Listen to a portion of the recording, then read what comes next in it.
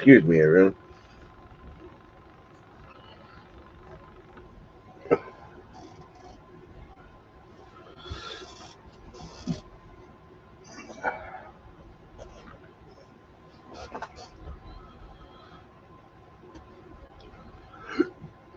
Excuse me.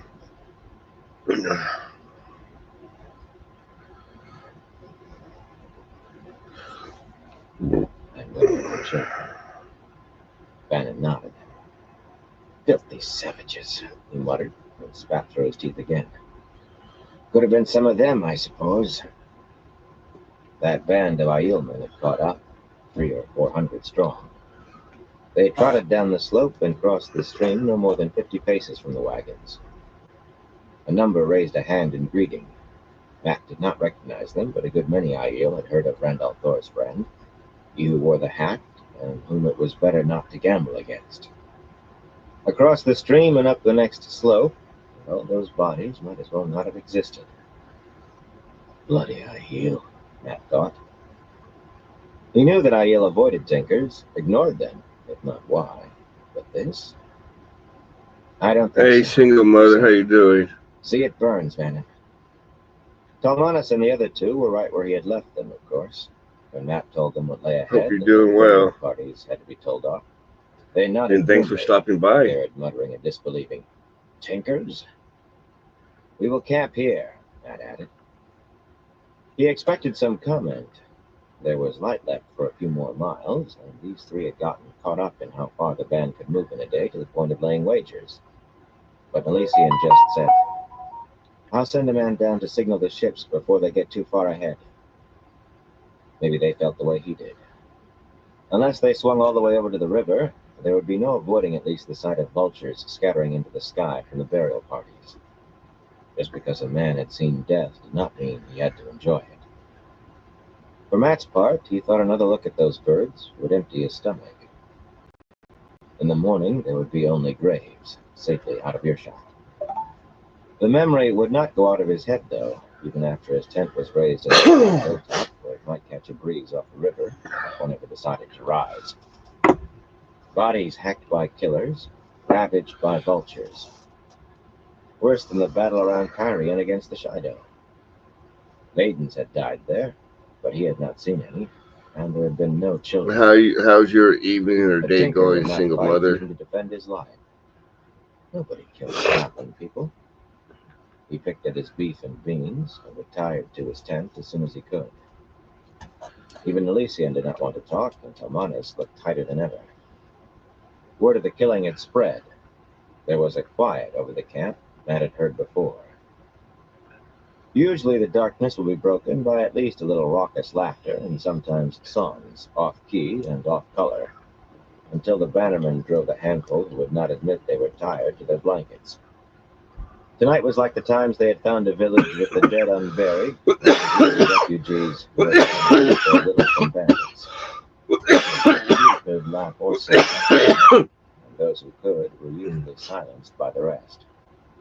Matt lay smoking as darkness fell, but the tent was closed, and he could not turn for memories of Tinker, older memories of older dead. Too many battles and too many dead. Oh, that was a good one He there. fingered his spear, traced the inscription in the old tongue along the black shaft. Thus is our treaty written, thus is agreement made. Thought is the arrow of time, memory never fades. What was asked is given, the price is paid. He had gotten the worst of that deal. After a time, he gathered a blanket, and after a moment, the spear, and padded outside in his small clothes, the silver fox head on his bare chest catching the light of the flicked moon. There was a slight breeze, a meager stirring with little coolness that scarcely shifted the red hand banner on its staff, stuck in the ground before his tent. Yet better than inside. Tossing his blanket down among the scrub, he lay on his back. When he was a boy, he'd sometimes used to put himself to sleep naming the constellations. In that cloudless sky, the moon gave enough light to wash out most stars, even if it was waning. But it left enough. There was the hay wain high overhead, and the five sisters, and the three geese pointing the way north. The archer, the plowman, the blacksmith, the snake. Aiel called that one the dragon. The shield, that some called Hawkwing's shield, that made him shift. In some of his memories, he did not like Artaban's arrow at all. The stag and the ram. The cup and the traveler with her staff standing out sharp. Something caught his ear. He was not sure what. If the night had not been so still, the faint sound might have seemed furtive. But it was, and it did. Who would be sneaking around up here? Curious, he lifted up on an elbow and froze. Like moon shadows, shapes moved around his tent. Moonlight caught one enough for him to make out a veiled face. What under the light? Silently, they surrounded the tent, closed in. Bright metal flashed in the night. Whispers of thought. They vanished inside. A moment only, and they were back out, and looking around. There was light enough to see them. Matt gathered his feet under him. If he kept low, he might be able to slip away without being heard. Matt! Talmanes called up the hillside. He sounded drunk. Matt went still. Maybe the man would go back if he thought he was asleep. The Aiel seemed to melt away, but he was sure they had gone to ground where they were. Talmanes' boots crunched closer. I have some brandy here, Matt. I think you should take it. It is very good for dreams, Matt. You do not remember them. Matt wondered whether the Aiel would hear him over Talmanes if he went now. 10 paces or so to where the nearest men would be sleeping. The first banner of force, Talmanes' thunderbolts, had the honor tonight. Less than 10 to his tent in the Aiel. They were fast, but with a step or two, they should not catch him before he had 50 men almost within arm's reach. Matt, I do not believe you are asleep, Matt. I saw your face. It is better once you kill the dreams. Believe me, I know. Matt crouched, clutching his spear and taking a deep breath. 2 strides. Matt! Talmanes was nearer. The idiot was going to step on an Aiel any time now. They would cut his throat without making a sound. Burn you, Matt thought. All I needed was 2 strides. Out swords! He shouted, leaping upright. Aiel in camp! He sprinted down the slope. Rally to the banner! Rally to the red hand! Rally, you dog-riding grave robbers! That woke everyone, of course, as well it should, with him bellowing like a bull in briars. Shouts spread in every direction.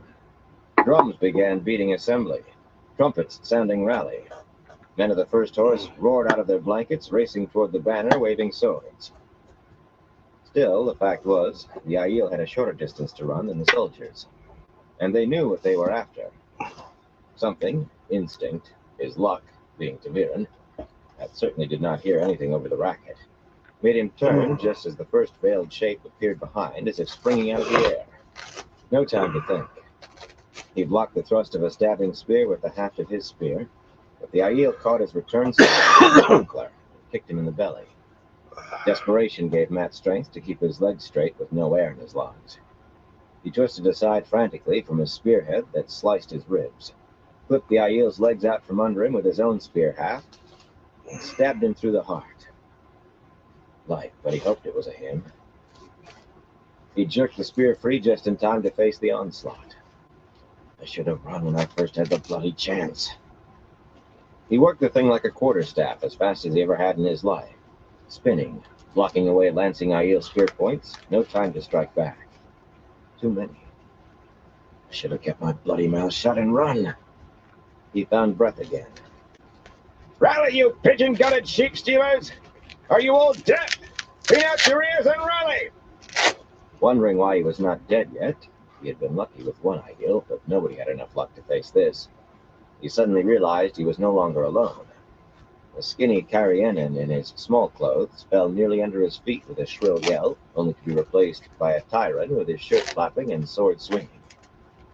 More crowded in, shouting everything from Lord Matrimon victory to the Red Hand to kill the black-eyed vermin. Matt slipped back and left them to it.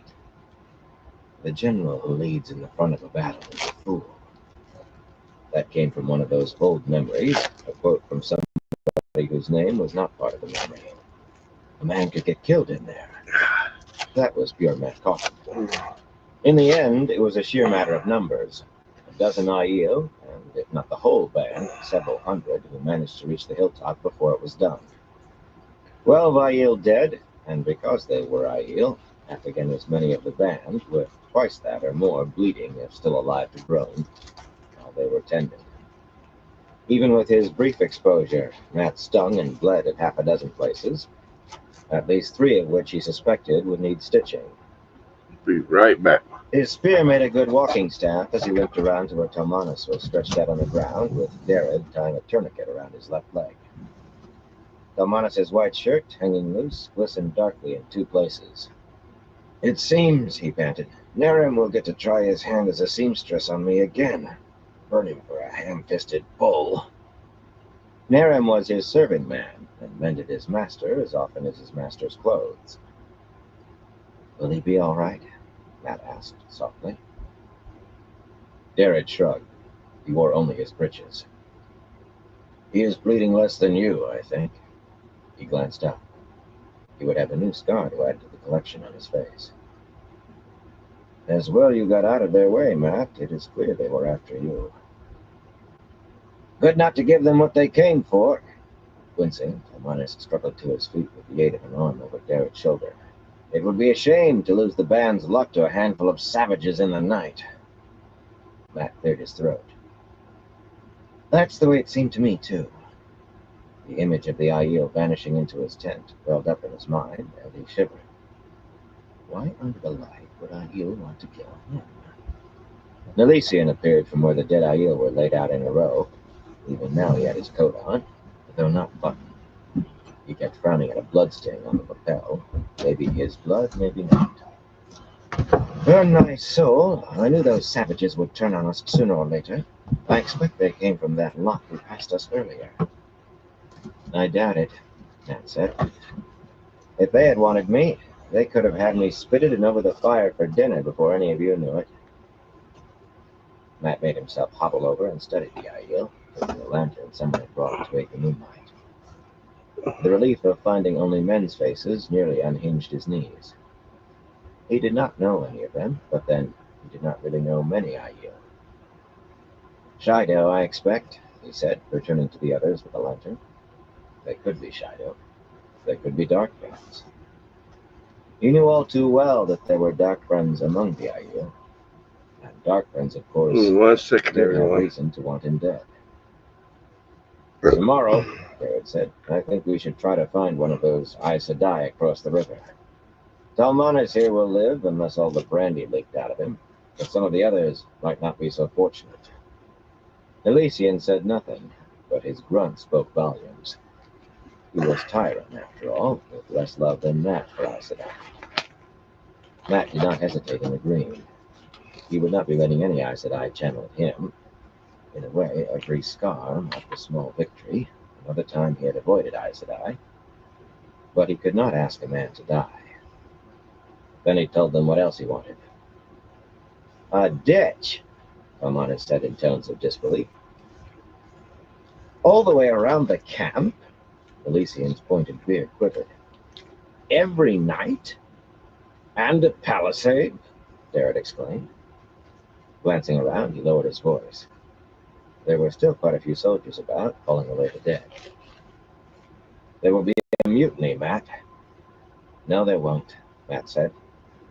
"By morning, every last man will know Aiel sneaked through the whole camp to reach my tent. Half won't sleep for thinking they will wake with an Aiel spear in their ribs.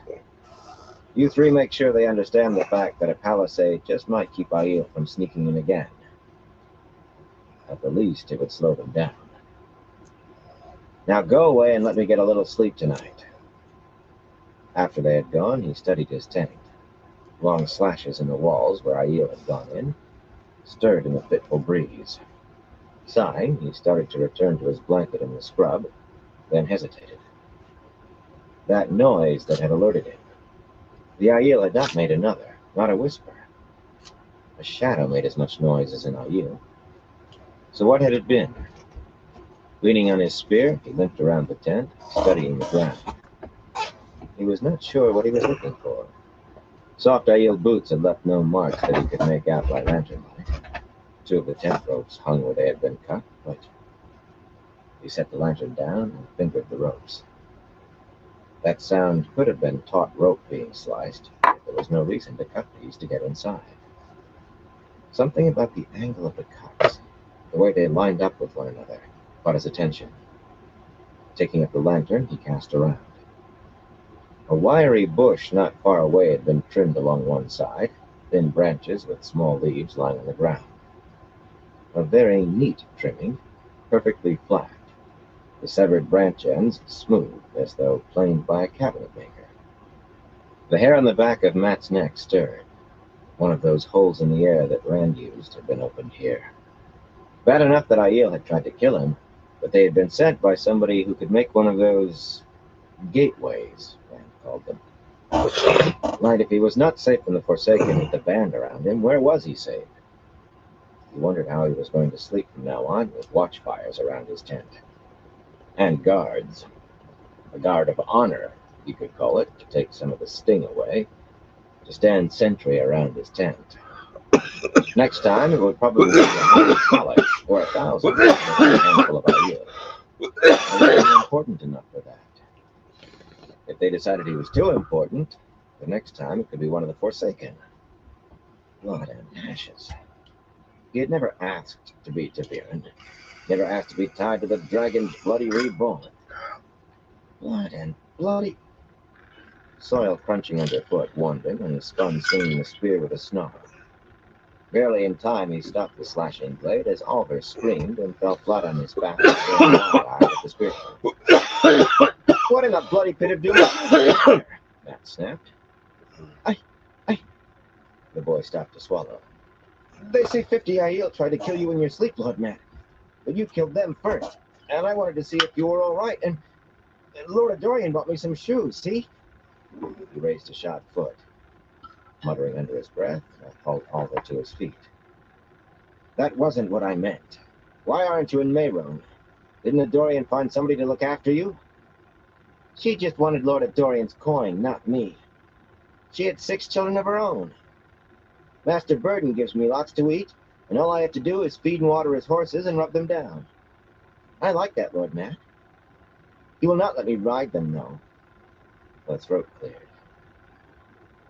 Lord Talmana sent me, my lord. Naram was short, even for a Carianan. A skinny, gray-haired man with a long face that seemed to say nothing was going well at the moment, and in the long run, this was a better day than most. If my lord will pardon me for saying, those bloodstains will never come out of my lord's small clothes, but if my lord will allow it, I may be able to do something for the tears in my lord. He had his sewing box under one arm. You, boy, fetch some water. No back talk. Water for my lord, and quickly. Aaron combined, picking up the lantern with a bow. If my lord will step inside. Night air is bad for wounds. In short order, Matt was stretched out beside his bedding. My lord will not want to stain his blankets, letting Aaron wash away dried blood and sew him up. Talmanis was right. As a seamstress, the man was a ham-fisted cook. With Oliver there was no choice but to grit his teeth and bear it. To try taking his mind elsewhere than Naram's needle, Matt pointed to the frayed cloth strip hanging from Oliver's shoulder. What do you have in there? He panted. Oliver clutched the tattered bag to his chest. He was certainly cleaner than he had been, if no prettier. The shoes appeared stout, and his woolen shirt and breeches looked new. It is mine, he said defensively. I did not steal anything. After a moment, he opened the bag and began laying things out. A spare pair of breeches, 2 more shirts, and some stockings had no interest for him, but he listed the other things. "This is my red hawk's feather, Lord Matt, and this stone is just the color of the sun. See?" He added a small purse. "I have 5 coppers and a silver penny." A rolled cloth tied with a string and a small wooden box. "My game of snakes and foxes. My father made it for me. He drew the board." For a moment his face crumpled, then he went on. "And see, this stone has a fish head in it. I do not know how it got there. And this is my turtle shell, a blue-black turtle. See the stripes?" Wincing at a particularly hard thrust of the sewing needle, Matt stretched his hand to finger the rolled cloth. Much better if he breathed through his nose. It was odd how those holes in his real memories worked.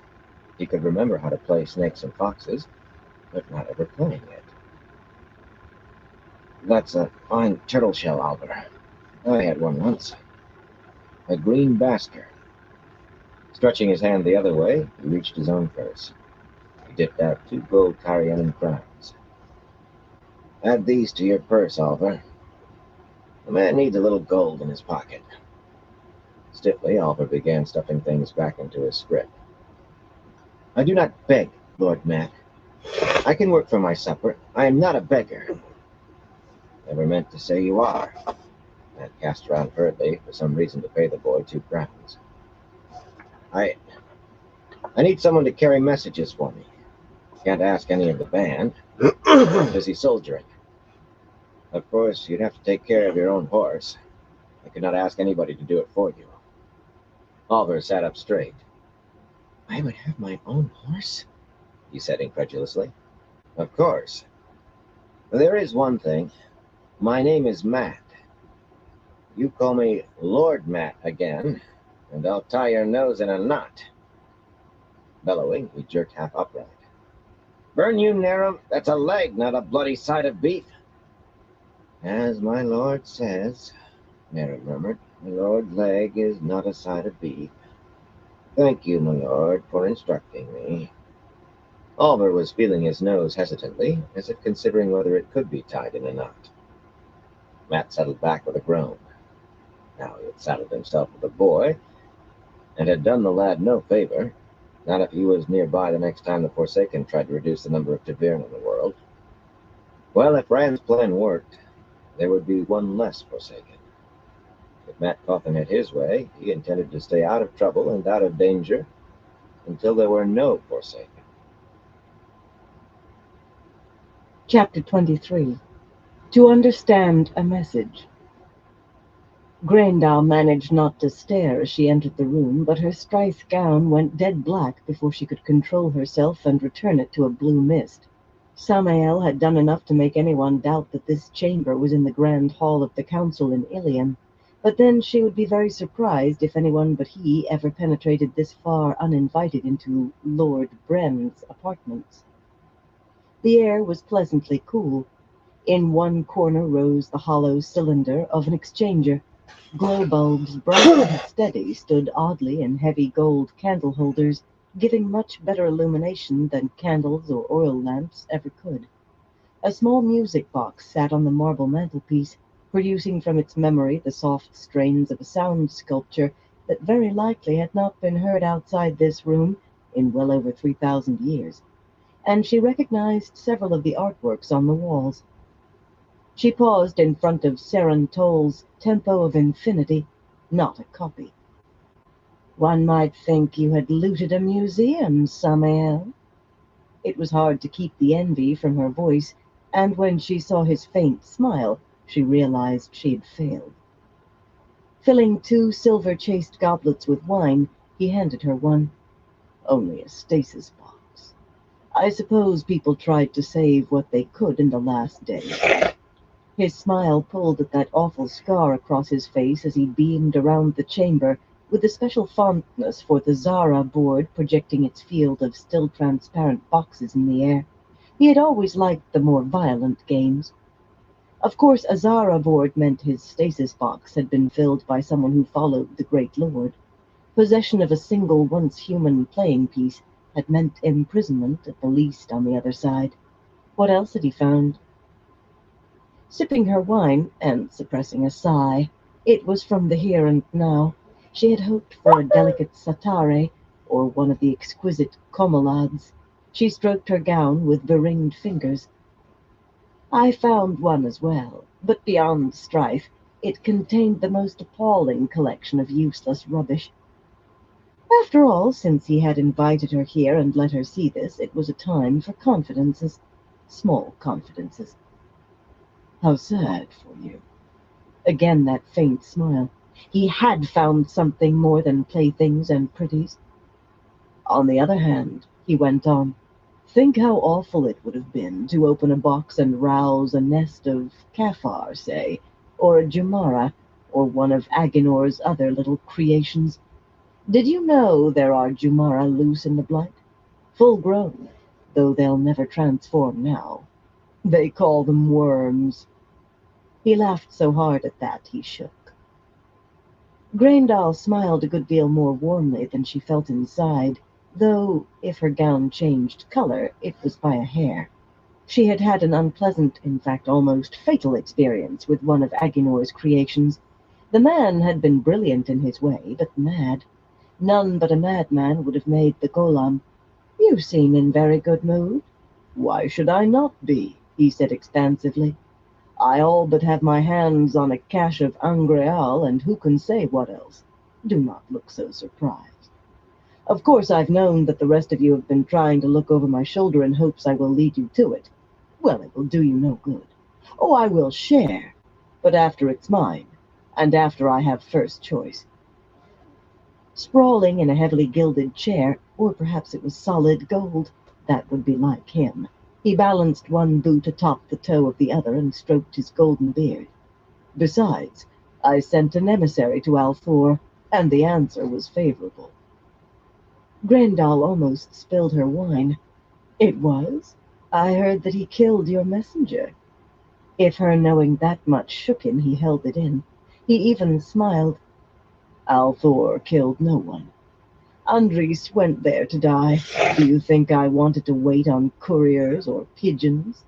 How he died told me Althor's answer, which was, she said carefully, a truce between us. Icy fingers seemed to dig into her scalp. It could not be true. Yet he looked more at ease than she had seen him since waking. Luz Theron would never lose. Theron is long dead, Grendel. The interruption was amused, even mocking. No anger at all. She covered a deep breath by pretending to drink. Could it be true? His army is still gathering in Tyr. I have seen it. That hardly looks like a truce to me. Samael laughed outright. It takes time to redirect an army. Believe me, it will never move against me. You think not? One or two of my little friends say he wants you dead because you killed some of his pet maidens. Were I you, I would be thinking about somewhere less conspicuous, somewhere he might not find me. Not a flicker of an eyelid out of him. It was as if all the strings that usually moved him had been cut. What should it matter if few maidens died? The look on his face was truly puzzled. It was battle. Soldiers die in battle. Althor may be a farmer, but he has generals to fight his battles and explain matters. I doubt he even noticed. You really never have looked at these people. They have changed as much as the land, Samael. Not just the Aiel. In some ways the rest have changed much more. Those soldiers were women, and to Rand al'Thor that makes a difference. He shrugged dismissively, and she suppressed contempt, kept the strife steady in a calm fog. He had never understood that you must understand people to make them do as you wished. Compulsion was all very well, but you could not use compulsion on the entire world. She wondered whether the stasis box had been this cache that he claimed he would put his hands on soon. If he had even one Angreal. If he did, she would find out, but probably not before he'd let her. I suppose we shall see how much wiser the primitive Luz Theron has become, then.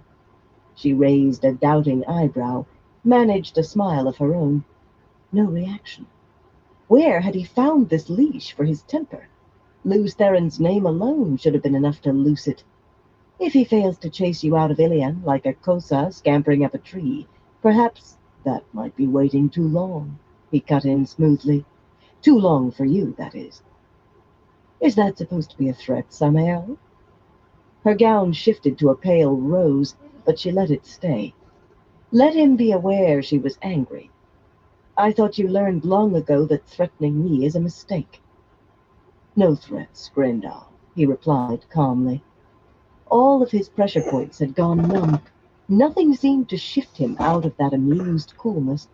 Merely facts. Althor will not attack me, and I will not attack him.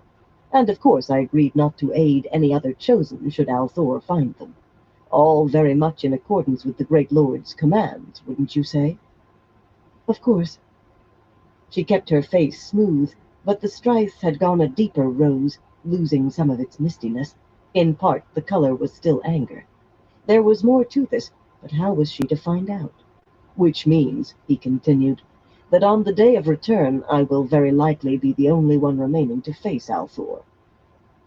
I doubt he will manage to kill all of us, she said acidly, but acid churned in her stomach as well.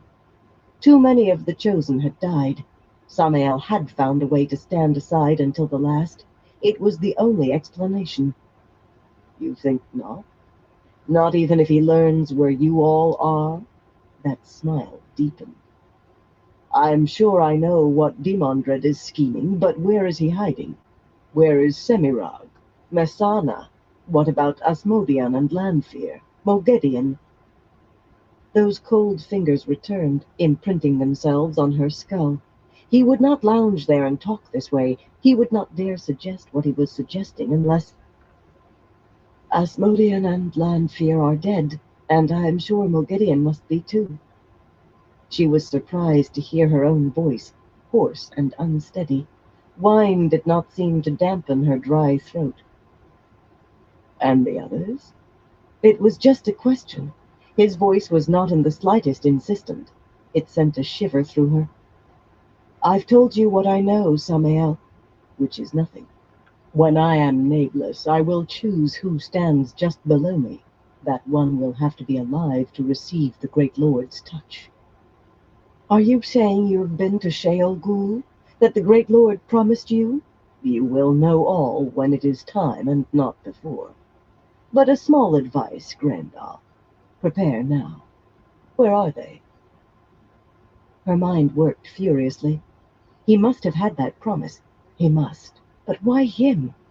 No, there was no time for speculation. The Great Lord chose as he wished, and Samael knew where she was at least. She could flee Aradoman, establish herself elsewhere. It would not be difficult. Giving up the little games she played there, and even the larger games that might have to be abandoned, would be a small loss compared with having Althor or Luz Theron come after her. She had no intention of ever confronting him directly. If Ishamael and Ravine had fallen to him, she was not about to risk his strength, not head-on. Samael must have had the promise.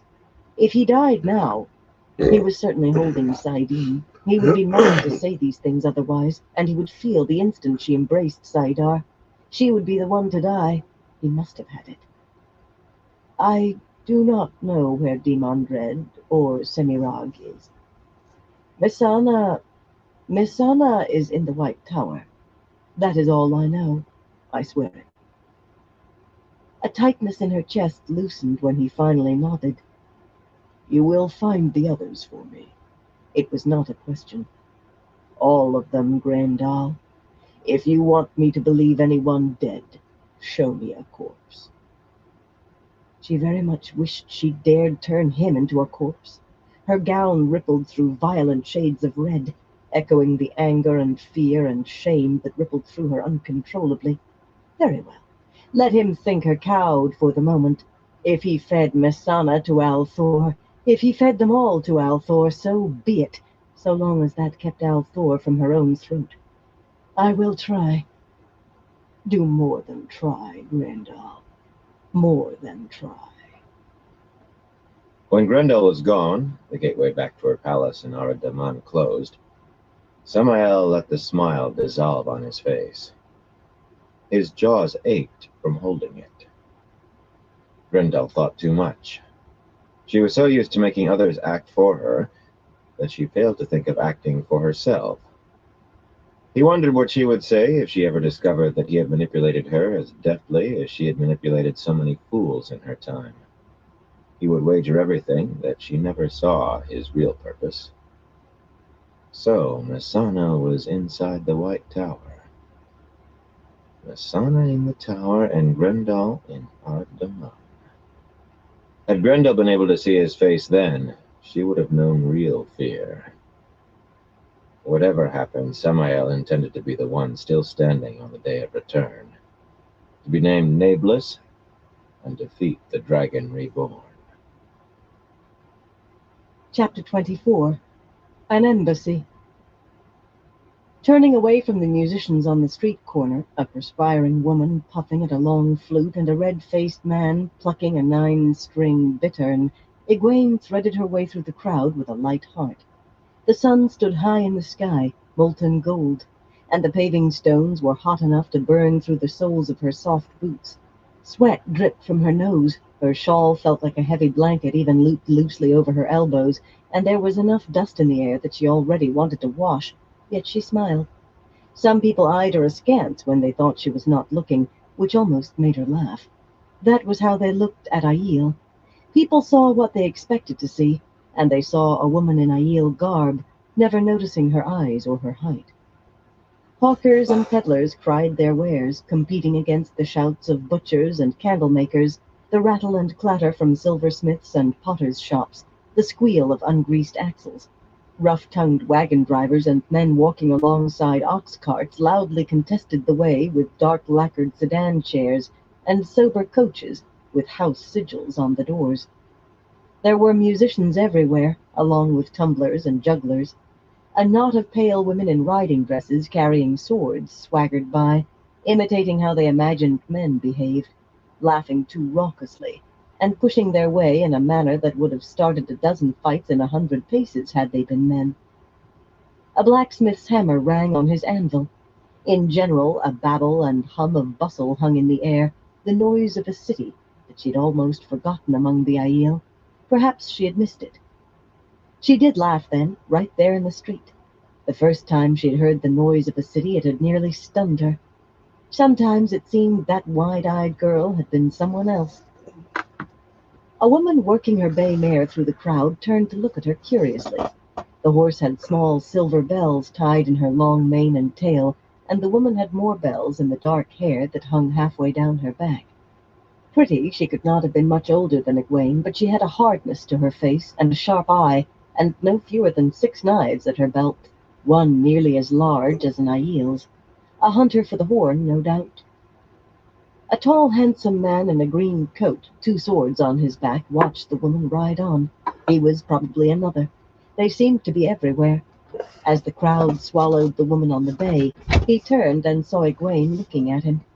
Smiling with sudden interest, he squared broad shoulders and started toward her. Hastily, Egwene put on her coldest face, tried to combine Cerealia at her sternest with Swan Sanche, the stole of the Amerlin's seat around her shoulders. He stopped, looking surprised.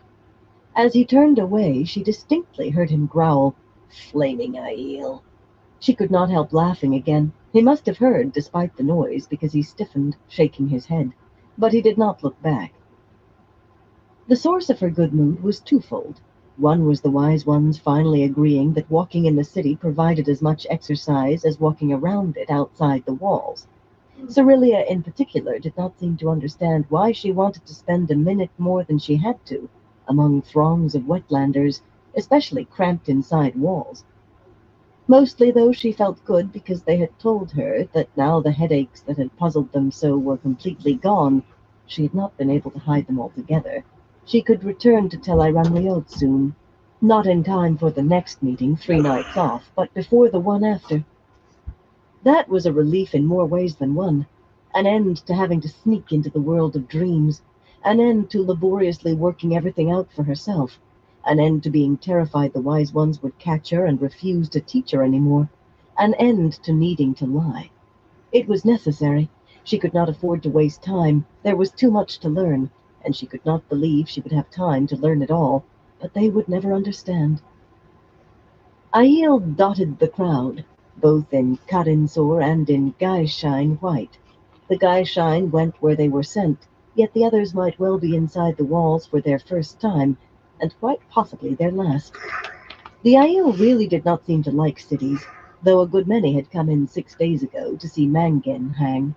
It was said he put the noose around his own neck, and made some Aiel joke about whether the rope would break his neck or his neck the rope. She had heard several Aiel repeat the joke, but never a comment about the hanging.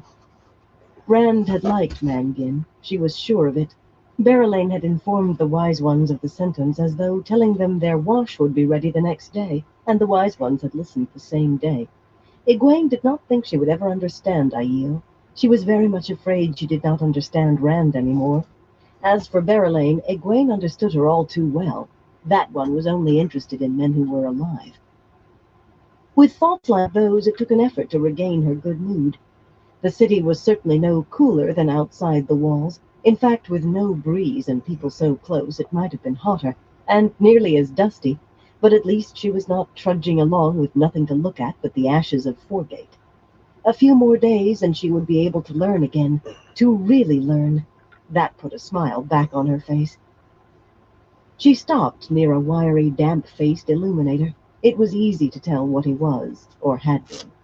His thick mustaches were not covered by the diaphanous veil Taraboners often wore, but baggy breeches embroidered on the legs and an equally loose shirt embroidered across the chest marked him well enough. He was selling finches and warblers in crudely made cages. With their chapter house burned by the Shido, a number of illuminators were trying to find the means to return to Tarabon. "I have it from the most reliable source," he was telling a handsome, graying woman in a plainly cut dark blue dress. A merchant, no doubt, catching a jump on those waiting for better times in Kyrian. "The Aes Sedai," the illuminator confided, leaning over a caged bird to whisper. "They are divided. The Aes Sedai, they are at war with one another." The merchant nodded agreement. Egwene stopped pretending to consider a green-headed finch and moved on, though she had to hop out of the way of a round-faced glee-man, striding along with self-important flourishes of his patch-covered cloak. Gleemen knew very well that they were among the few wetlanders welcome in the waste. Aiel did not intimidate them. At least they pretended so. That rumor troubled her. Not that the tower had split apart. That could not have been kept secret much longer, but talk of war between Aes Sedai. Knowing that Aes Sedai were set against Aes Sedai was like knowing one part of her family was set against another, just barely tolerable for knowing the reasons, yet the thought that it might come to more. If only there were some way to heal the tower, to make it whole again without bloodshed. A little farther down the street, a perspiring Foregate woman, who might have been pretty if her face were cleaner, was dispensing rumor along with ribbons and pins from a tray hung from a neck strap. She wore a blue silk dress, slashed with red in the skirt, that had been made for a shorter woman. The heavily worn hem was high enough to show her stout shoes, and holes in the sleeves and bodice showed where embroidery had been picked out. "I tell you a fact," she informed the women, picking over her tray. "There has been Trollocs seen around the city. Ah, yes, that green will set off your eyes. Hundreds of Trollocs, and—" Egwene barely paused. If there had been even one Trolloc anywhere near the city, the Aiel would have known long before it became street gossip. She wished the Wise Ones gossiped. Well, they did sometimes, but only about other Aiel. As far as Aiel were concerned, nothing about wetlanders was very absorbing. Being able to pop into Elida's study in Tel Riyadh whenever she wanted and read the woman's letters had accustomed her to knowing what was happening in the world, though. Abruptly, Egwene realized she was looking around differently, looking at people's faces. There were Aes Sedai eyes and ears in Kyrian as surely as she was sweating. Elida must receive a report a day by pigeon from Kyrian, if not more. Tower spies, Aja spies, spies for individual Aes Sedai. They were everywhere, often where and who you least suspected. Why were those two tumblers just standing there? Were they catching their breath or watching her? They sprang back into action, one leaping up to a handstand on the other's shoulders. A spy for the Yellow Aja had once tried to bundle Elaine and Nynaeve off to Tar Valon on orders issued by Elida.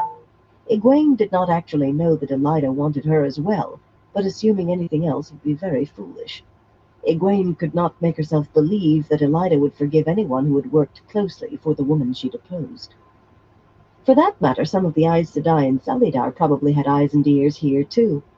If word ever reached them of Egwene Sedai of the Green Aja, it could be anybody. That skinny woman in the shop door apparently studying a bolt of dark gray cloth, or the blousy woman lolling beside the tavern door, flapping her apron at her face, or that fat fellow with his pushcart full of pies. Why was he looking at her so strangely? She very nearly headed for the nearest city gate.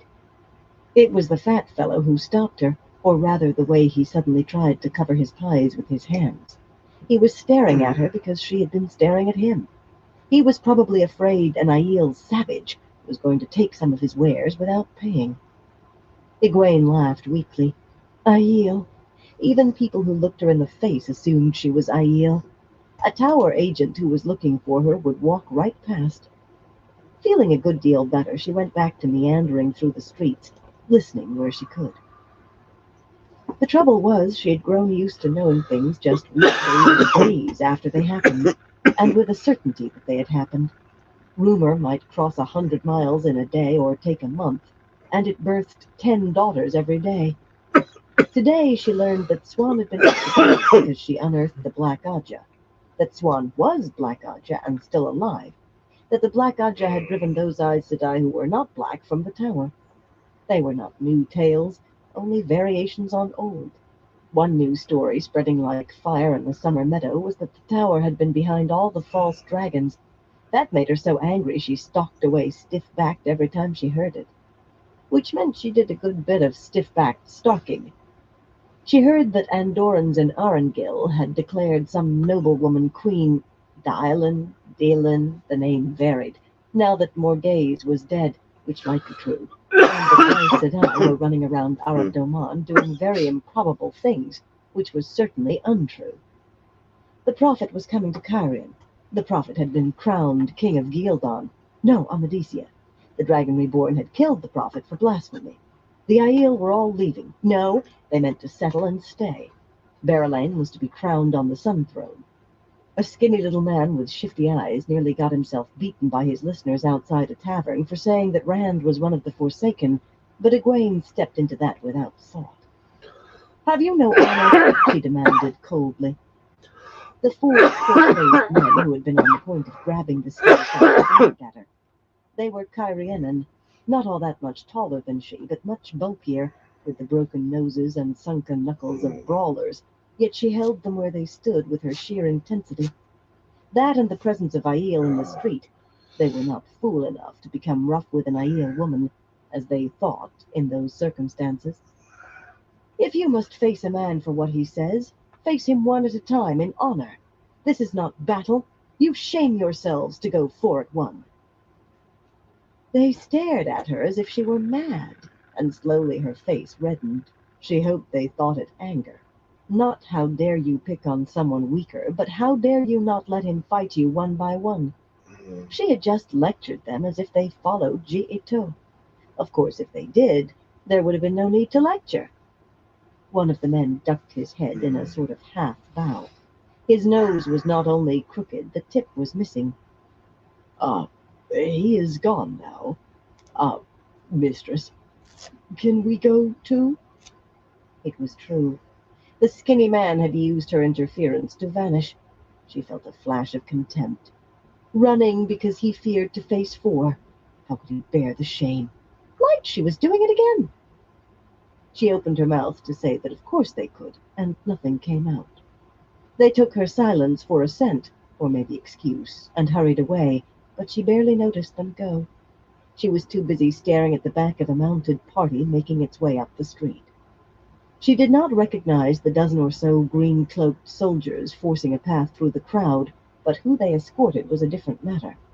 She could only see the backs of the women, 5 or 6, she thought, between the soldiers, just parts of their backs, but that was more than enough, much more. The women wore light dust cloaks, pale linen in shades of brown, and Egwene found herself staring right at what seemed to be a pure white disk embroidered on the back of one of those cloaks. Only the stitching picked out the white flame of Tar Valon from the border signifying the white Ajah. She caught a glimpse of green, of red. Red. 5 or 6 Aes Sedai riding toward the royal palace, where a copy of the dragon banner waved fitfully atop a stepped tower alongside one of Rand's crimson flags bearing the ancient Aes Sedai symbol. Some called that the dragon banner, and others Althor's banner, or even the Aiel banner, and a dozen other names besides. Wriggling through the crowd, she followed them maybe 20 paces, then stopped. A red sister, at least one red that she had seen, had to mean this was the long-expected embassy from the tower, the one Elaida had written would escort Rand to Tar Valon. More than 2 months since that letter arrived by a hard-riding courier, this party must have left not long behind. They would not find Rand, not unless he had slipped in unannounced. She had decided that he had somehow rediscovered the talent for traveling, but that put her no closer to knowing how it was done. Yet whether they found Rand or not, they must not find Egwene. The best she could expect was to be hauled up short as an accepted out of the tower with no full sister to oversee her, and that could be expected only if Elaida really was not hunting for her. Even then they would haul her back to Tar Valon and Elaida. She had no illusions that she could resist 5 or 6 Aes Sedai. With a last look after the receding Aes Sedai, she gathered her skirts and began to run, dodging between people, sometimes caroming off them, ducking under the noses of teams pulling wagons or carriages. Angered shouts followed her. When she at last dashed through one of the tall, square-arched city gates, the hot wind hit her in the face. Unhindered by buildings, it carried sheets of dust that made her cough, but she kept running, all the way back to the Wise One's low tents. To her surprise, a sleek gray mare, saddle and bridle worked and fringed with gold, stood outside Amis's tent, in the charge of a Gaishine who kept his eyes down, except when patting the spirited animal. Ducking inside, she found the rider, Berelain, sipping tea with Amis and Bear and Cerilia, all stretched out on bright tasseled cushions. A white-robed woman, Rodera, knelt to one side, meekly waiting to refill cups. "There are Aes Sedai in the city," Egwene said as soon as she was inside, "heading toward the Sun Palace. It must be Elaida's embassy to Rand." Berelain rose gracefully. Egwene had to admit, if grudgingly, that the woman was graceful, and her riding dress was decently cut, for even she was not fool enough to go riding in the sun in her usual garb. The others rose with her. "I must return to the palace, it seems," she sighed. "The light knows how they will feel about no one there to greet them. Amis, if you know where Ruark is, could you send a message for him to meet me?" Amis nodded, but Cerilia said, "You should not depend on Ruark so much, girl. Rand al'Thor gave Kyrian to you to tend. Let most men have a finger, and they will have the whole hand before you know. Let a clan chief have a finger, and he will have the entire arm." "It is true," Amis murmured. "Ruark is the shade of my heart, but it is true." Pulling slim riding gloves from behind her belt, Berelain began tugging them on. "He reminds me of my father. Too much so, sometimes." For an instant she grimaced ruefully. "But he gives very good advice, and he knows when to loom and how much. I think even Aes Sedai must be impressed by Ruark staring at them." Amis laughed in her throat. "He is impressive. I will send him to you." She kissed Berelain lightly on the forehead and each cheek. Egwene stared. That was how a mother kissed her son or daughter. What was going on between Berelain and the Wise Ones? She could not ask, of course. Such a question would be shaming to her and to the Wise Ones, to Berelain too, though Berelain would not know it, and Egwene would not mind shaming Berelain until her hair fell out. As Berelain turned to leave the tent, Egwene put a hand on the woman's arm. "They must be handled carefully. They'll not be friendly toward Rand, but the wrong words, a wrong move, could make them open enemies." That was true enough, but not what she needed to say. She would rather have her tongue torn out than ask a favor of Berelain. I have dealt with Aes Sedai before, Egwene Sedai, the other woman said dryly. Egwene refrained from drawing a deep breath. It had to be done, but she would not let this woman see how hard it was. Elida means no good to Rand, no more than a weasel means to a chicken, and these Aes Sedai are Elida's.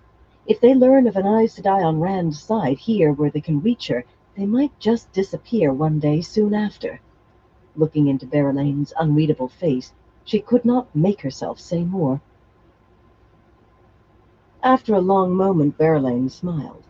Egwene Sedai, I will do whatever I can for Rand.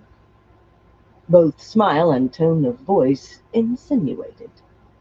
Girl, Cerelia said sharply, and for a wonder spots of color bloomed in Berelane's cheeks. Not looking at Egwene, Berelane said in a carefully neutral voice, I would appreciate it if you did not tell Ruark. In fact, she was not looking at anyone, but she tried to ignore Egwene's presence. We will not, Amis put in quickly, leaving Cerelia with her mouth open. We will not. The repetition was directed at Cerelia with a blend of firmness and asking, and at last the eldest wise one nodded, if somewhat grudgingly. Berelane actually sighed with relief before ducking out of the tent. That child has spirit, Cerelia laughed as soon as Berelane was gone. Reclining on the cushions again, she patted the space next to her for Egwene. We should find the right husband for her, a man to match her, if such exists among wetlanders. Wiping her hands and face with the damp cloth Rodera brought, Egwene wondered whether that was enough opening to ask about Berelane in good honor. She accepted a teacup of green sea-folk porcelain and took her place in the circle of wise ones. If one of the others responded to Cerelia, that might be enough.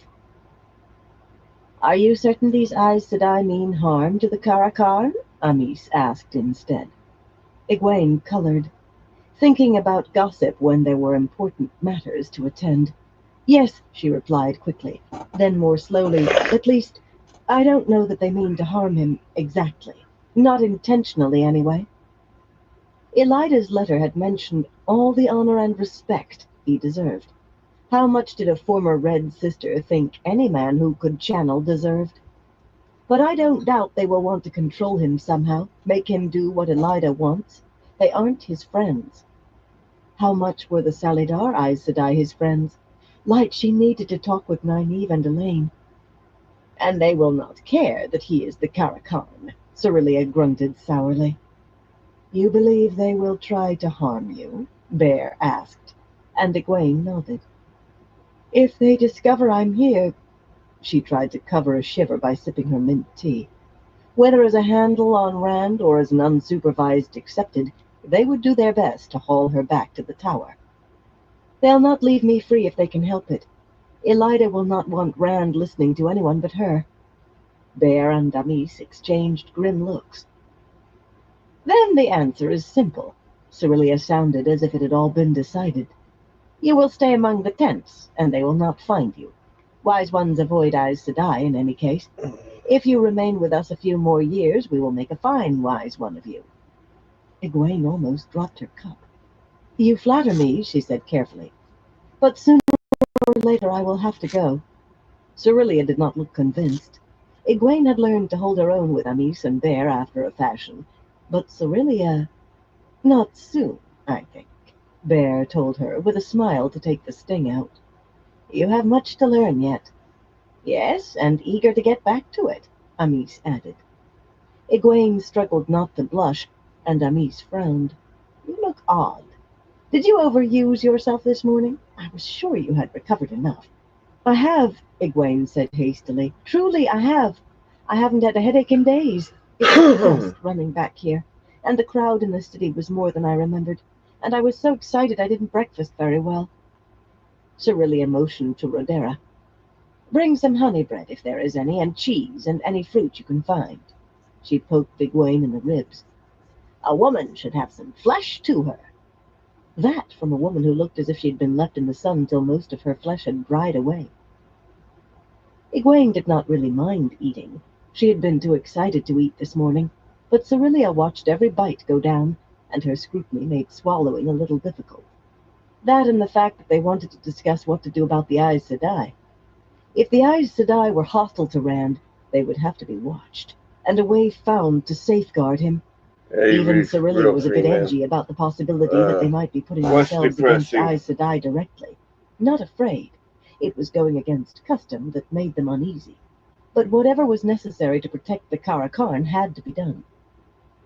For Egwene's part, she worried that they might turn Cerelia's suggestion that she remain among the tents into a command. There would be no way to evade that one. No It's way not to avoid made to 50 be eyes depressed, it's except made by to be staying inside relaxing. her own tent. How did Rand travel? The wise ones would do whatever But I was don't see it necessary as so long as it depressing. did not touch Ji'ito. Wise ones might interpret it differently here and there, but they held to their interpretation as tightly as any other Aiel. Light Rodera was Shido, one of thousands captured in the battle that drove the Shido away from the city, but the Wise Ones treated her no differently than any other Guy Shine, and as far as Egwene could see, Rodera behaved no differently than any other Guy Shine, not in the slightest. They would not go against Ji'ito, no matter how necessary it might be. It's a Fortunately, the audio subject did book. not come up. Unfortunately, the question of her health did. It's The a Wise well, Ones did not from know of healing or how to Robert check Jordan. someone's health with the power.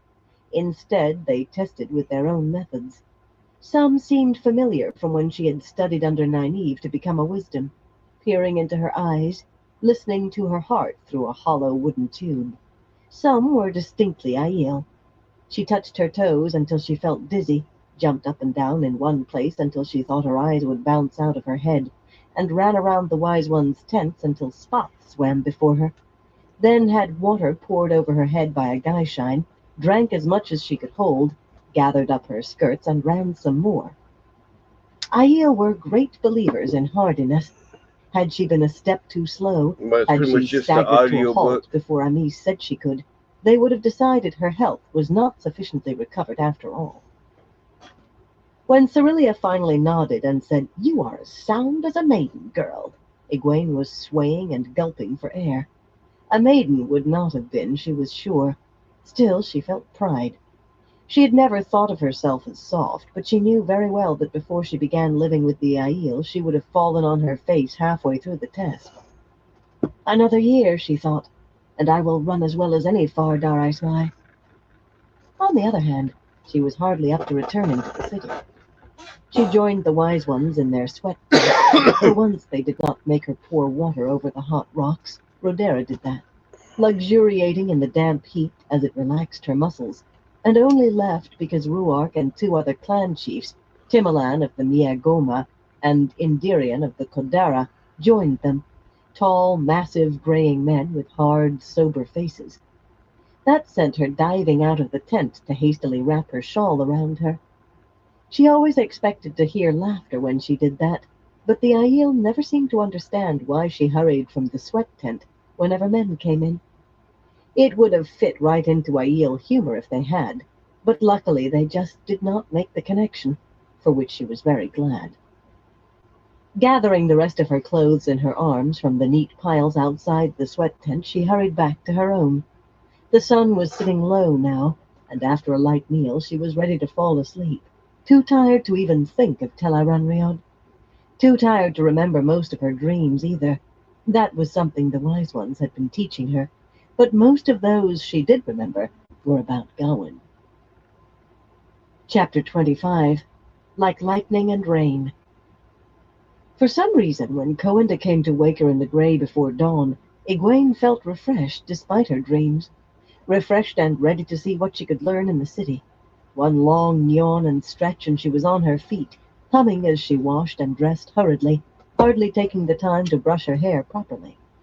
She would have hurried away from the tents without wasting time on breakfast, but Cerelia saw her, and that put an abrupt end to that notion, which turned out to be just as well. "You should not have left the sweat tent so soon," Amis told her, taking a bowl of porridge and dried fruit from Rodera. Close to 24 Wise Ones had crowded into Amis's tent, and Rodera, Coenda, and a white-robed man named Doylan, another Shido, were scurrying to serve them all. "Ruark had much to say about your sisters. Perhaps you can add more." After months of pretense, Egwene did not need to think to know she meant the Tower Embassy. I will tell you what I can. What did he say? For one thing, that there were 6 Aes Sedai, and 2 of them red, not 1. Egwene could not believe the arrogance, or perhaps stupidity, of Elida to have sent any at all, but at least a Grey was in charge. The wise ones, most lying in a large circle like the spokes of a wheel, some standing or kneeling in the spaces between, turned their eyes to Egwene as soon as the list of names was done. "I'm afraid I only know 2 of them," she said carefully. "There are a good many Aes Sedai after all, and I haven't been a full sister long enough to know many." Heads nodded. They accepted that. Nisuna Bihara is fair-minded. She listens to all sides before reaching a conclusion, but she can find even the smallest flaw in what you say.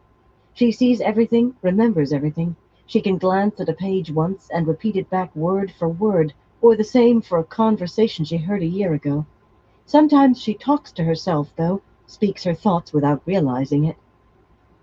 Ruark said she was interested in the Royal Library. Bear stirred her porridge, watching Egwene.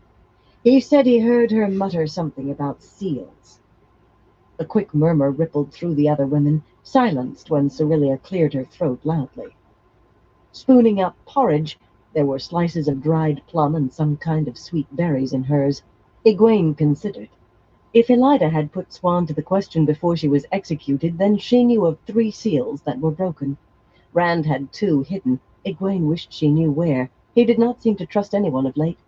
And Nynaeve and Elaine had found one in Tanchico and carried it to Salidar, but Elida had no way of knowing about those. Unless perhaps she had spies in Salidar. No, that was speculation for another time, useless now. Elida must be searching desperately for the rest. Sending Nisuna to the 2nd greatest library in the world after that in the White Tower made sense, and swallowing some dried plum, she told them so. "I said as much last night," Cerelia growled. "Aeron, Kolinda, Edara, you 3 go to the library. 3 wise ones should be able to find what can be found before 1 Aes Sedai." That produced 3 long faces. The Royal Library was huge. Still, Cerelia was Cerelia, and if the named women sighed and muttered, they put down their porridge bowls and left immediately. "You said you know 2, Cerelia went on before they were out of the tent. "Nisuna Behara and who?" "Sareen Nemdal," Egwene said. "You must understand, I do not know either well. Sareen is like most whites. She reasons everything out logically, and sometimes she seems surprised when somebody acts from the heart, yet she has a temper. Most of the time she keeps it tightly bottled, but put a foot wrong at the wrong time and she can snap your nose off before you can blink. She listens to what you say, though, and she will admit she was wrong even after her temper has snapped. Well, once it mends, anyway." Putting a spoonful of berries and porridge into her mouth, she tried to study the wise ones without seeming to. No one appeared to have noticed her hesitation. She'd almost said Sareen would send you to scrub floors before you could blink. The only way she knew either woman was from lessons as a novice. Nisuna, a slender Kandori with bird-like eyes, could tell when someone's attention drifted even with her back turned. She had taught several classes Egwene had been in. Egwene had only heard 2 lectures by Sareen on the nature of reality, but it was hard to forget a woman who told you with absolute seriousness that beauty and ugliness were equally illusion, while wearing a face that would make any man look twice. "I hope you can remember more," Bear said, leaning toward her on an elbow. "It seems you are our only source of information." That did take a moment for Egwene to puzzle out. Yes, of course. Bear and Amis must have tried to look into the Aes Sedai's dreams last night, but Aes Sedai warded their dreams. It was a skill she regretted not learning herself before leaving the tower. "If I can. Where are their rooms in the palace?" If she was going to go near Rand the next time he came, it would help if she did not blunder into their apartments trying to find her way. Especially Nisuna's. Sareen might not remember one particular novice, but Nisuna most certainly would. For that matter, one of those she did not know might, too. There had been a lot of talk about Egwene Alvear when she was in the tower. They declined Berelane's offer of shade even for one night. Amis frowned. Among Aiel, an offer of hospitality was always accepted. To refuse, even between blood enemies, was shaming. They stay with a woman named Arilyn, a noble among the Tree Killers. Ruark believes that Coiran's Saildane knew this Arilyn before yesterday. One of Coiran's spies, Egwene said with certainty, or one of the Grey Adjas. Several wise ones muttered angrily under their breath. Cerelia snorted loudly in disgust, and Amis gave a heavy, disappointed sigh. Others had a different view. Corelna, a green-eyed hawk of a woman with gray heavy in her flaxen hair, shook her head doubtfully, while Tialan, a lean redhead with a sharp nose, looked at Egwene in open disbelief. Spying violated Ji'ito, though how that squared with the Dreamwalkers Excuse peeking me, into everyone. people's I'll be back. dreams whenever they Give me liked one was second. something Egwene had not worked out. There was no use pointing out that Aes Sedai did not follow Ji'ito. They knew that. They just found it hard to really believe or understand about Aes Sedai or anyone. Whatever they thought, she would have wagered anything on being right. Galdrian, the last king of Cairhien, had had an Aes Sedai advisor before he was assassinated. Nianda Morwyn had been all but invisible even before she disappeared following Galdrian's death. But one thing Egwene had learned was that she had occasionally visited the country estates of Lady Arilyn. Nianda was a Grey. They have apparently placed 100 guards under that roof, Bear said after a time. Her voice became very bland. They say the city is still unsettled, but I think they fear the Aiel. Disturbingly interested looks appeared on a number of faces. 100? Egwene exclaimed. They brought 100 men? Amis shook her head. More like 500. Timolan's scouts found most of them camped less than half a day north of the city. Ruark spoke of it, and Coiran Saildane said the men were a guard of honor, but they left most outside the city so as not to alarm us. They think they will escort the Karakarn to Tar Valon. Cerilia's voice could have cracked stone, and her expression made her tone seem soft. Egwene had not kept back the contents of Elida's letter to Rand. The wise ones liked it less every time they heard it. Rand is not fool enough to accept that offer, Egwene said, but her mind was not on that. 500 men could be a guard of honor. Elida might well think the Dragon Reborn would expect something like that, even be flattered. A number of suggestions occurred to her, but she had to be careful. The wrong word might make Amis and Bear, or worse, Cerelia. Dodging Cerelia was like trying to climb out of a briar patch, give her commands that she could not obey, and still do what only she could, or would at least. I assume the chiefs are keeping an eye on those soldiers outside the city? Half a day north, more like a full day since they were not Aiel, was too far to be dangerous, but a little caution never hurt. Amis nodded. Cerelia looked at Egwene as though she had asked whether the sun was in the sky at midday. Egwene cleared her throat. Yes, the chiefs were not likely to make that sort of mistake. Well, these are my suggestions. If any of these Aes Sedai goes to the palace, some of you who can channel should go behind them and make sure they do not leave any sort of trap. They nodded. 2/3 of the women there could wield Saidar, some not much more than Cerelia, others equaling Amis, who was as strong as any Aes Sedai Egwene had yet met. The proportions were about the same for wise ones as a whole. Their skills differed from Aes Sedai's, less in some places, more in a few, but generally just different, yet they should be able to sniff out any unwelcome gifts. And we must make sure there are only 6. She had to explain. They had read Wetlander's books, but even those who could channel did not really know the rituals that had grown up around Aes Sedai dealing with men who had found Saidin. Among the Aiel, a man who learned he could channel thought he was chosen, and went north into the Blight to hunt the Dark One. None ever returned.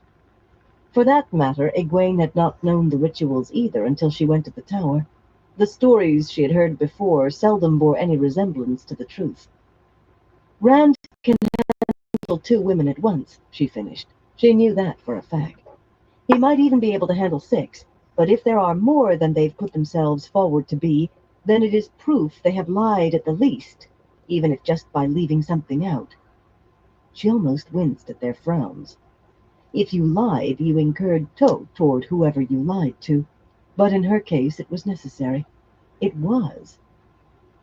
The rest of breakfast was taken up with the wise ones deciding who would go through the palace today and which chiefs could be trusted with choosing men and maidens to watch for more Aes Sedai.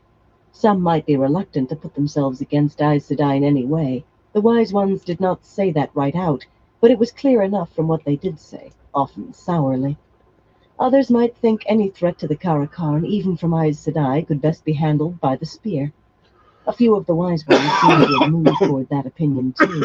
Cerelia stepped heavily on more than one oblique suggestion that the difficulty would be solved if the Aes Sedai were simply no longer there. In the end, Ruark and Mandalane of the Darine were the only two they could agree on. "Make sure they don't choose any Siswai Aman," Egwene said. "Those would certainly resort to the spear at the slightest hint of a threat." The remark got her a great many stares, ranging from flat to high. None of the wise ones were fools. One thing troubled her. Not one of them mentioned what she was used to hearing almost any time Aes Sedai were discussed, that the Aiel had once failed the Aes Sedai and would be destroyed if they did again. Aside from that one comment, Egwene kept out of the discussion, busying herself with a second bowl of porridge, with dried pear as well as plums, which earned an approving nod from Cerelia. It was not Cerelia's approval she was after. She was hungry, but mainly she hoped they would forget she was there. It seemed to work. Breakfast and discussion done, she strolled to her tent, then crouched just inside the entry flap, watching a small knot of wise ones make their way to the city, led by Amis. When they vanished through the nearest gate, she popped back outside again. There were Aiel everywhere, Gaishine and others, but the wise ones were all inside, and no one glanced at her as she walked toward the city wall, not too quickly. If anyone did take notice of her, they should think she was just off for her morning exercise. The wind picked up, blowing waves of dust and old ash from Foregate, but she maintained her steady pace, just out for exercise. In the city, the first person she asked, a local woman selling wrinkled apples from a cart for an exorbitant price, did not know directions to the Lady Arillan's palace, nor did a plump seamstress who went wide-eyed at an apparent Aiel woman entering her shop, nor a balding cutler who thought she would be much more interested in his knives. Finally, a narrow-eyed silversmith who told her closely the whole time she was inside her shop told her what she wanted. Let's see, I'll be right back. Striding away through the crowds, Egwene shook her head. She sometimes forgot how big a city like Cairhien really was, that not everyone knew where everything was. As it was, she got lost 3 times and had to ask directions twice more before she found herself pressed against the side of a higher stable, peering around the corner at a squat pile of dark stone across the street, all narrow windows and angular balconies and stepped towers. It was small for a palace, though huge for a house. Arillan was somewhere just above the middle of Cairhien's nobility, if Egwene remembered rightly. Green-coated soldiers in breastplates and helmets stood guard on the broad front stairs, at every gate she could see, even on the balconies. Oddly, they all appeared to be young. Still, that was not what interested her. Women were channeling inside that building, and for her to feel it from down the street, for her to feel it so solidly, they were not handling small quantities of saidar. The amount lessened suddenly, but it was still significant. She chewed at her lip. She could not tell what they were doing, not without seeing the flows, but by the same token they had to see the flows to weave them. Even if they were at a window, any flows directed out of the mansion that she could not see would have to be aimed south, away from the Sun Palace, away from everything. What were they doing? One set of gates swung open long enough to admit a matched team of 6 bays drawing a closed black carriage with a sigil lacquered on its door, 2 silver stars on a field of red and green stripes. It worked northward through the crowd, the liveried driver plying a long whip, as much to make people move aside as to encourage the horses. The Lady Arillan going somewhere? Or some of the embassy? Well, she had not come here just to stare. Edging back so only one eye peeked around the corner, just enough to see the great house, she drew a small red stone from her belt pouch, took a deep breath, and began to channel. If one of them was looking out on this side, she would be able to see the flows, but not Egwene. It had to be risked. The smooth stone was just that, a stone polished in a stream, but Egwene had learned this trick from Moiraine, and Moiraine had used a stone for a focus, a gem as it happened, but the kind did not matter, so Egwene did too. It was mostly air she wove with a touch of fire, done just so. It allowed you to eavesdrop. Spy, the wise ones would say. Egwene did not care what it was called, so long as she learned something of what the Tower Aes Sedai intended. Her weave touched a window opening carefully, oh, so delicately, then another and another. Silence. Then, "So I says to him," a woman's voice said in her ear, "if you want them beds made, you better leave off tickling my chin, Alwyn Rail." Another woman giggled. "Oh, you never did." Egwene grimaced. Maids. A stout woman passing with a basket of bread on her shoulder peered at Egwene in a puzzled manner, as well she might, hearing two women's voices with only Egwene standing there and her lips not moving. Egwene solved it the quickest way she knew. She glared so furiously that the woman squeaked and nearly dropped her basket, dashing off into the crowd. Reluctantly, Egwene lowered the strength of her weave. She might not be able to hear as well, but better that than attracting gawkers. As it was, enough people glanced at her, an Aiel woman pressing herself against a wall, though no one more than hesitated before moving on. No one wanted trouble with Aiel. She put them out of her mind. Window by window she moved the weave, sweating furiously, and not only because of the already rising heat. Just one Aes Sedai glimpsing her flows, even if she did not recognize what they were, would know someone was staring at them. They would have to suspect purpose. Egwene inched back, leaving only half an eye showing. Silence.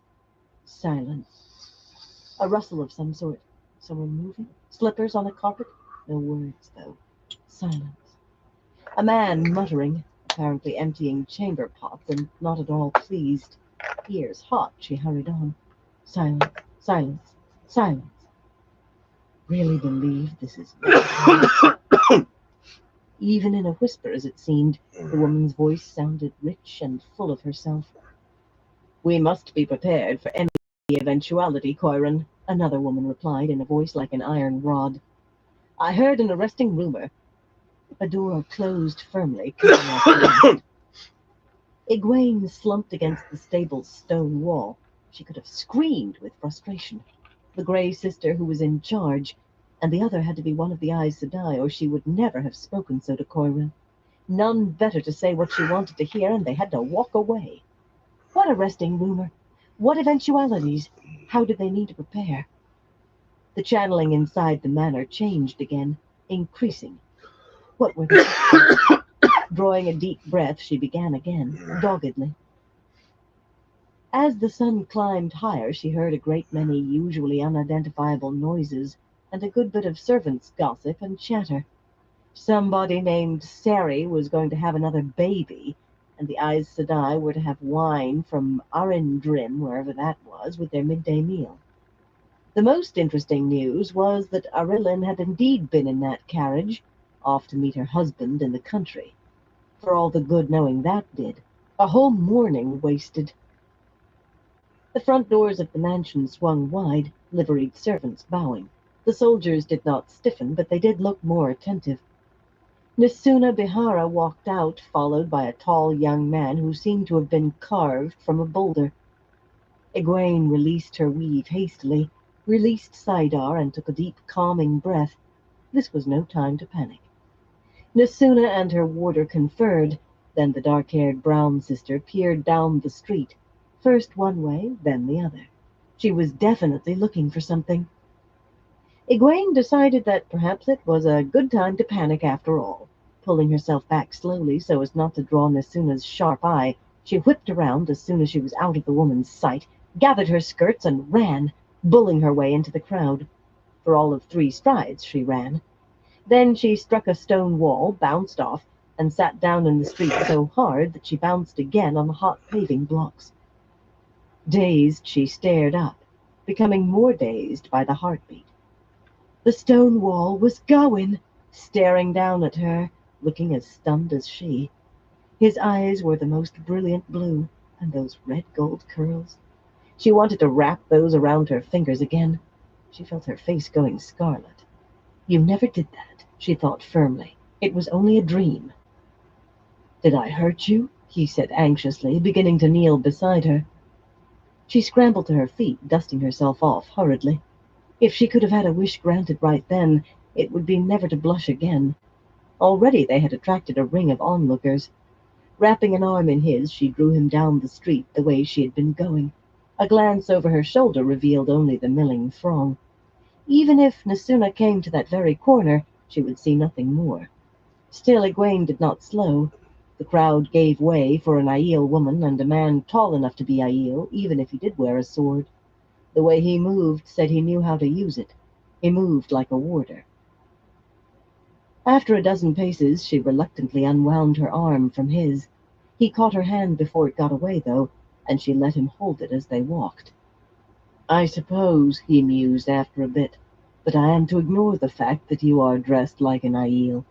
The last I heard, you were an Ilian, and I suppose I should not comment on you running away from a palace where Six Eyes Sedai are staying. Strange behavior for an accepted. I've never been an Ilian, she said, hastily looking around to see if any Aiel were close enough to have heard. Several glanced in her direction, but none were in earshot. Suddenly, what he had said hit her. She took in his green coat, the same shade as those on the soldiers. You're with them. The Tower Eyes Sedai. Light. She was a fool not to have realized as soon as she saw him. His face softened. It had been very hard for an instant. I command the guard of honor the Aes Sedai have brought to escort the dragon reborn to Tar Valon. His voice was a curious blend, wryness and anger and weariness. If he chooses to go, at least. And if he was here. I understand he appears and disappears. Coiron is vexed. Egwene's heart was in her throat. I must ask you a favor, Gawain. Anything except these, he said simply. I will not harm Elaine or Andor, and I will not become dragon-sworn. Anything else in my power is yours. Heads turned toward them. Any mention of dragon-sworn caught ears. 4 hard-faced men with wagon drivers' whips coiled over their shoulders glared at Gawain, cracking their knuckles the way some men did before fighting. Gawain only looked at them. They were not small men, but their belligerence faded under his gaze. 2 actually knuckled their foreheads to him before they all slipped away into the river of people. But there were still too many staring, too many trying to look as if they were not listening. Dressed as she was, she attracted eyes without saying a word. Add in a man with red gold hair well over a span tall who looked a warder, and the combination could not help but draw attention. I need to speak with you privately, she said. If any woman has bonded Gawain Warder, I'll... Curiously, the thought had no real heat. Without a word, he took her to a nearby inn, the Long Man, where a golden crown tossed to the round innkeeper produced an almost reverent curtsy, and a small private dining room, dark-paneled, with heavily polished table and chairs and dried flowers in a blue vase on the hearth. Gawain closed the door, and a sudden awkwardness descended as they faced each other alone. Light, but he was gorgeous, easily as gorgeous as Galad, and the way his hair curled around his ears.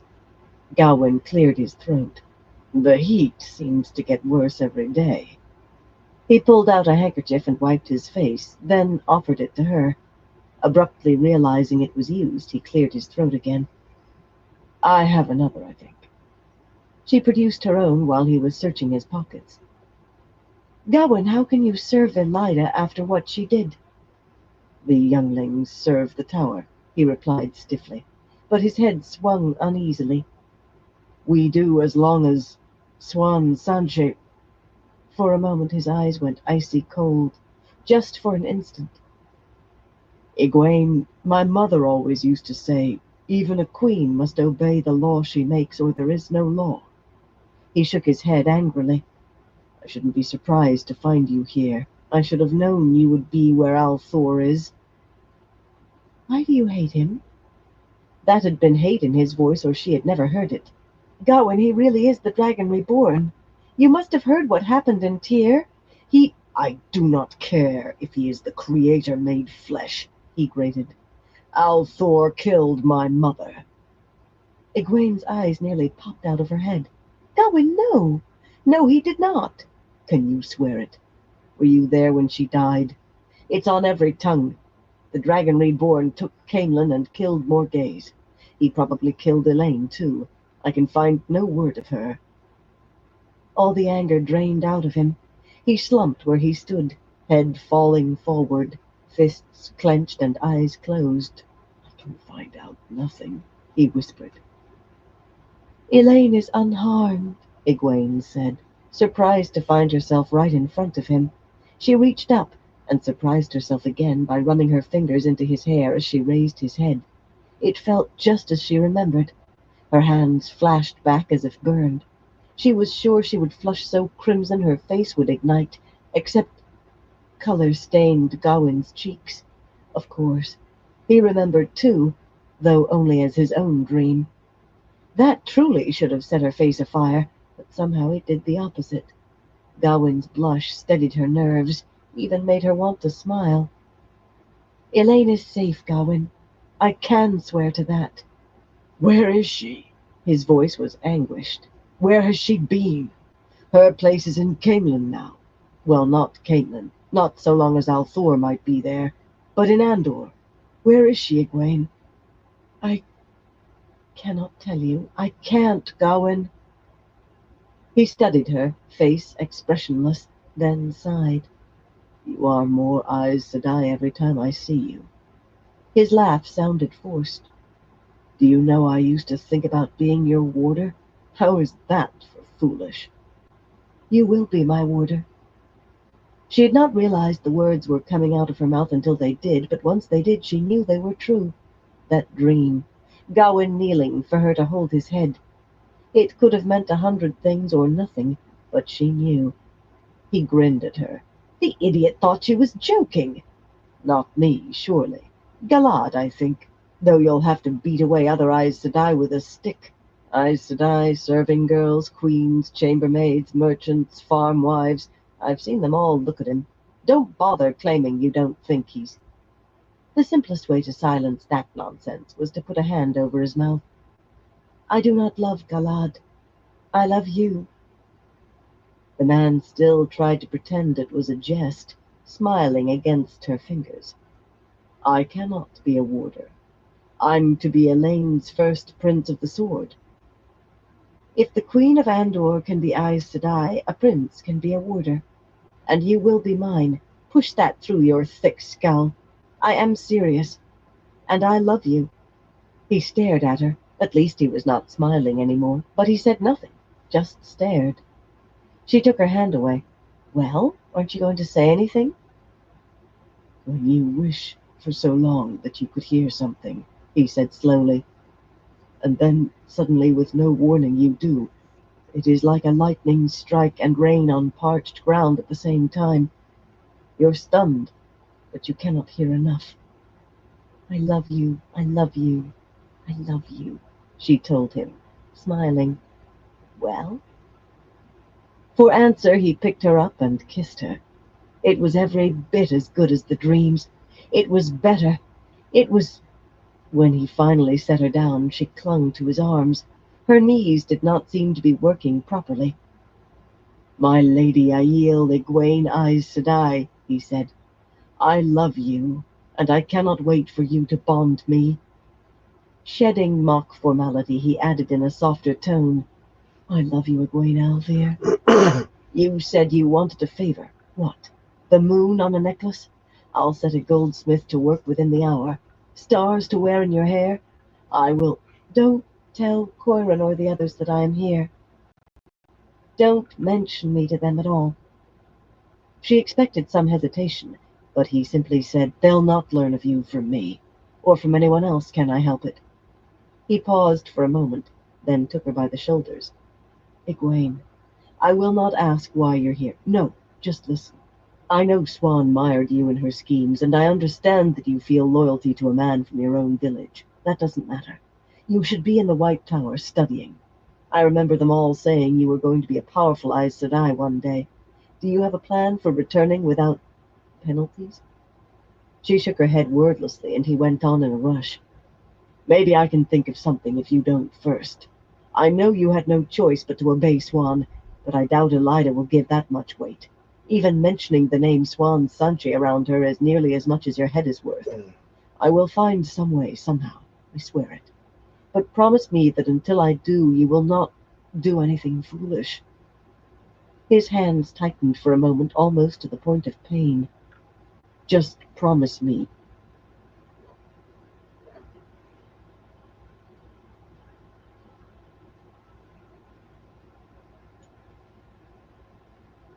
All right, everyone. Hope everyone has a good one.